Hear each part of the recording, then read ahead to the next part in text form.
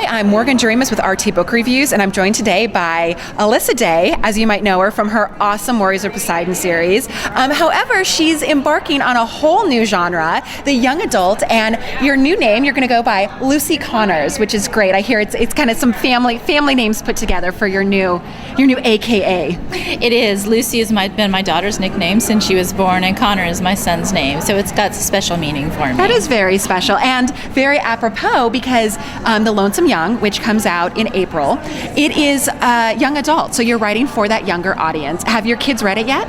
Actually, my son has read it already. He's 16, and he said, I love this book, except for the mushy parts, Mom. Well, he is a boy. So the Lonesome Young, and I love the name. Lonesome is in there, and that it conveys such emotion, and this is an incredibly emotional story. It's very intense. It's very gritty. It's sort of, I pitched it as Romeo and Juliet meets Hatfields and McCoys, because it's feuding families, but it's set in a part of Kentucky where, think Justified, with meth dealers and poverty problems. And so we've got the problem of the boy from the rough background, and then the shelter. He has a bike, guys. He has a bike.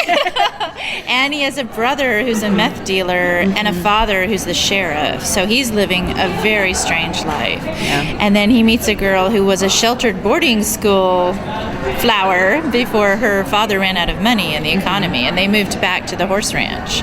So two worlds meet, and unbeknownst to them, their families have been feuding for generations. Yeah, it goes back almost 60 years where these two families, and then something happens, an accident happens at the beginning, and they lose some people, and it kind of reignites that feud where it becomes very intense. And so it's like, you're a teen and you're finding yourself attracted to this person, and you're told by your family and everyone around you, no.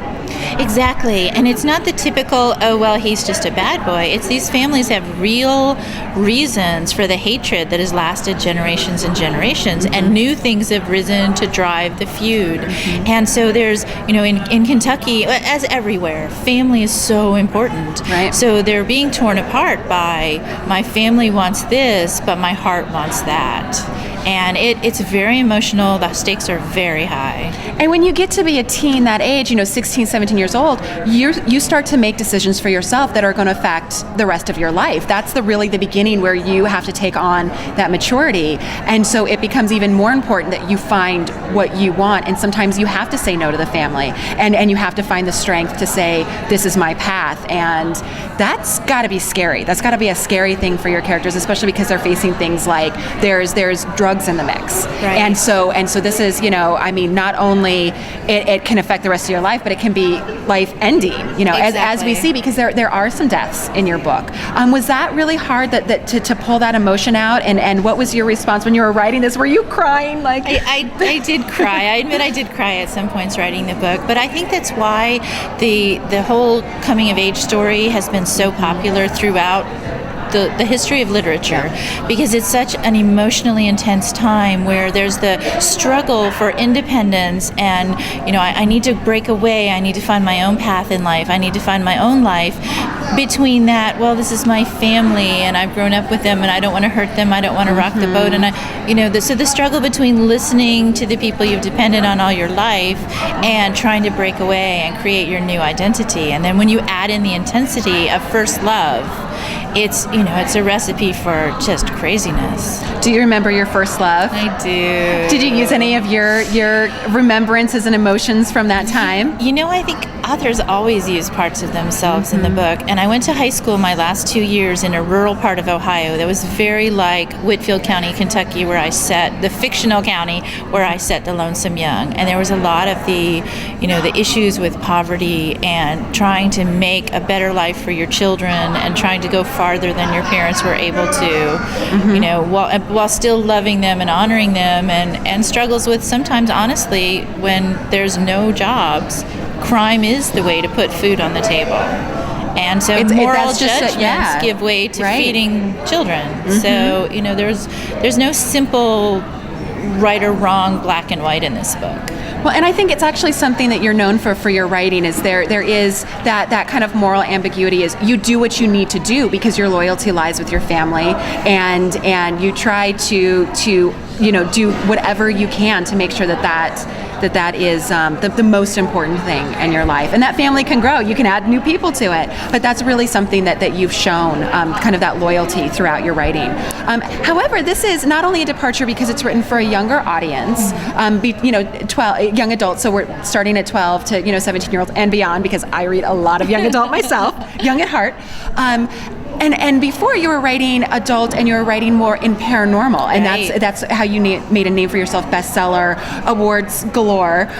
So what made you decide, when you knew you wanted to write for a younger audience, that you didn't necessarily go for the paranormal? You decided to make it contemporary. What was that process? Well, there were stories I wanted to tell, and again, back to going through this myself. I was a sheltered Air Force brat, moving all around the world before my parents separated. We moved to this rural part of Ohio, which may as well have been Mars to me. I mean, people were driving trucks and drinking keg beer out on dirt roads, and I had been this sheltered child before. And so, of course, I met people I had no experience with and had to learn a whole different lifestyle. And there were just stories there that were so real to me that I wanted to tell.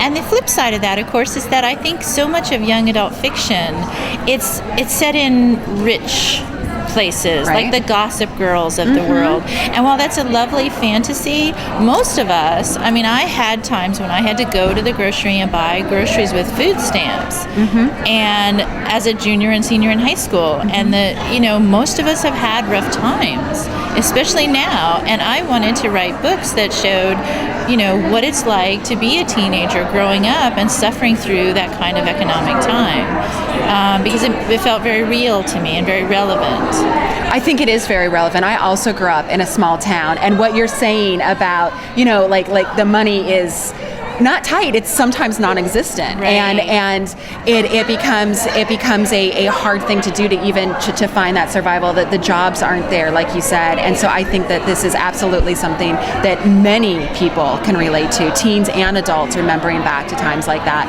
But since you're a romance writer, you do have that romance in there, and you bring it around. And does love conquer all? Love will always conquer all in my books. Mickey and Victoria have just an addictive connection to each other from the minute they meet. And it's not based on superficial things, but they both feel something, a little bit vulnerable and a little bit damaged in each other, but strong and striving to do their best underneath the fronts that they present to the world. And something inside them reaches out and recognizes that other person in a way that I think we all want to have, that connection in our lives. Someone who sees the real us and loves us just the way we are. And they're going to have to go through so much because of the way their families hate each other and the circumstances and the crime. And it's a very intense book, but that passionate connection between them is always going to win through. Well, The Lonesome Young comes out in April, and I know that I am looking forward to it. She might be giving me an advance copy. Don't get jealous, but I'll let you know how awesome it is. Thank you so much for talking with me today. Thank you, as always.